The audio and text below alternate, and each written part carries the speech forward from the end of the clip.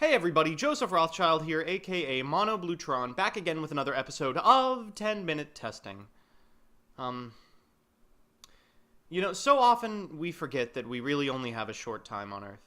The entirety of the human experience can be distilled down to a single second in the grand scheme of cosmic history. I like to imagine some extra-dimensional being, upon noticing the ashes of our burning universe, would take a second to experience the most intelligent civilization our husk of a reality has ever formed, and then it would turn up its nose upon seeing that we all chose to spend our meager lives trying to summon armed dragon catapult cannon.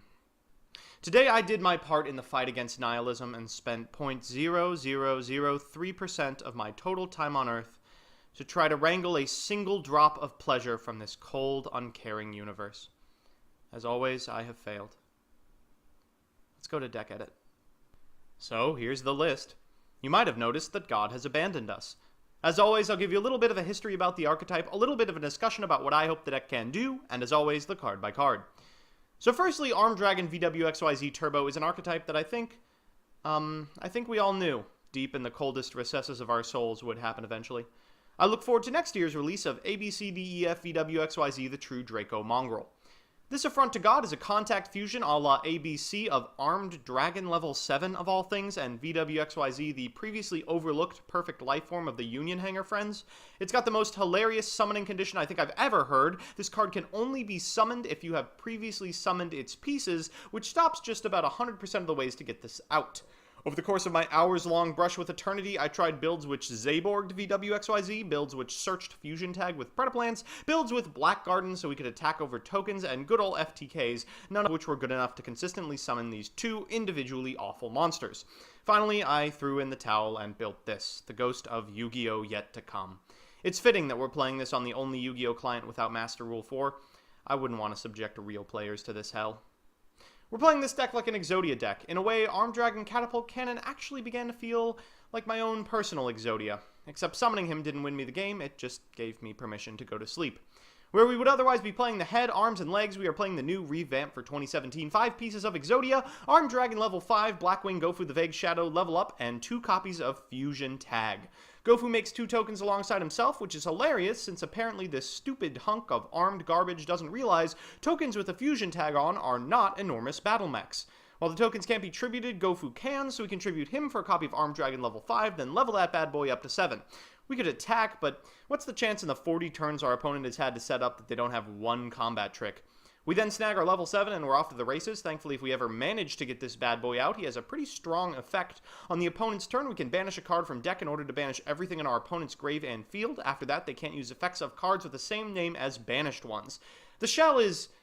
it's just Hope for Exodia. It's an old piece of work that uses Hope for Escape to draw like 14 cards by repeatedly using cards like Try and Guess and Gift Card to boost our opponent's life, and Battle Faders until we can make it there. So, let's get into the card by card. First are our combo pieces.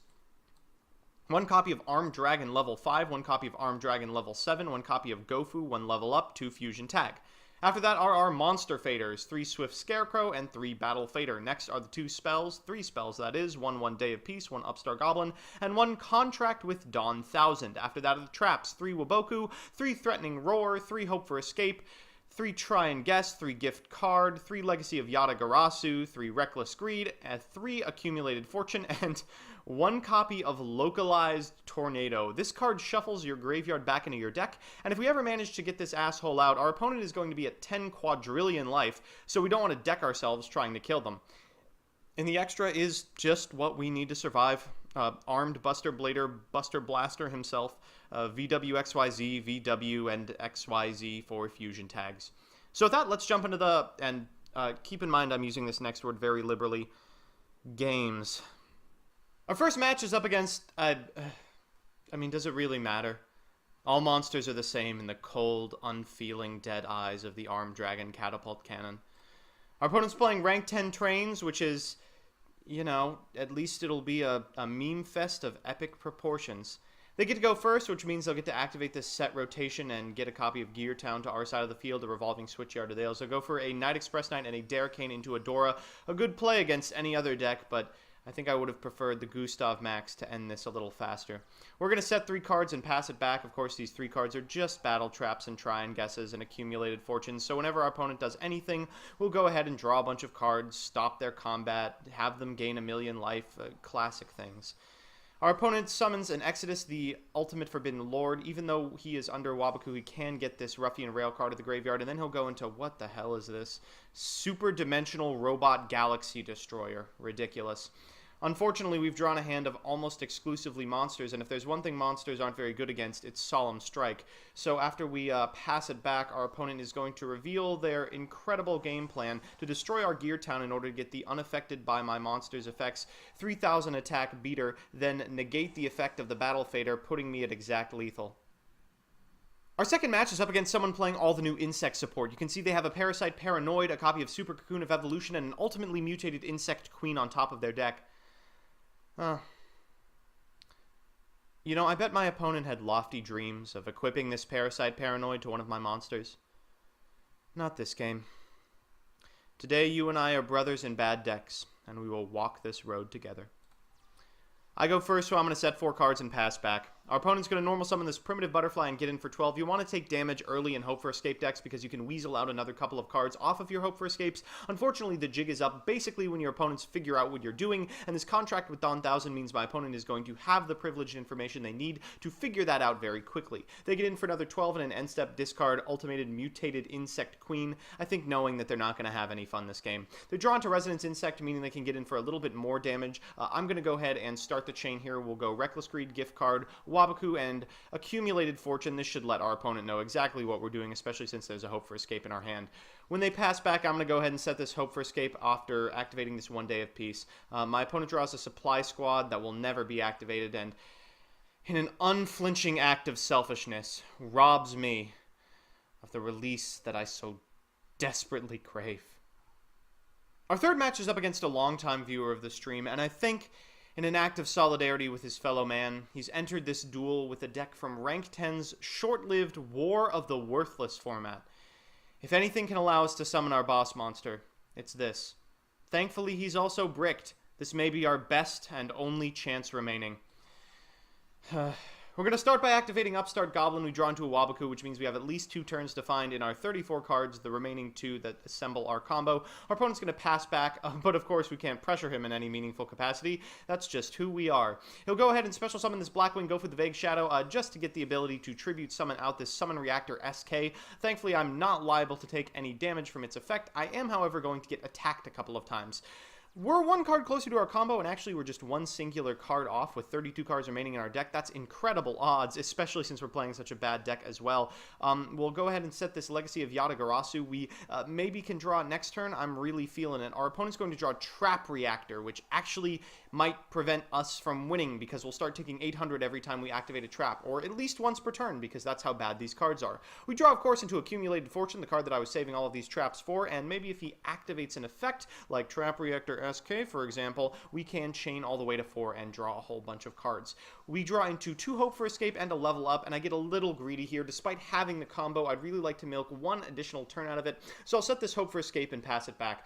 Our opponent's going to draw into a copy of Karakuri Strategist, go into Scarlet Red Dragon Archfiend and try to attack for lethal. We'll Battle Fader, and then afterwards he will use Scarlight to do 500 damage to us. We'll hope, putting ourselves down to 100 life points, drawing about a quadrillion cards, and assembling the entire combo plus more. Unfortunately, our opponent does have a Ring of Destruction, which can interrupt our combo, but through consistent begging in-game chat, I was able to summon VWXYZ Dragon Catapult Cannon, level up into 7, and get Armed Dragon Catapult Cannon. It took compassion, but I did it.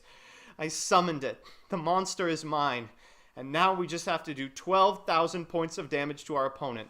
We'll start by attacking over these feeble reactors that he's putting on his side of the board. He summons Black Salvo, and once he gets the monster back, I'll go ahead and banish them as well. He summons Gofu the Vague Shadow, but can't do anything with it because there's no links in this client. We'll attack over it. We do have Battle Fader traps set, and wait.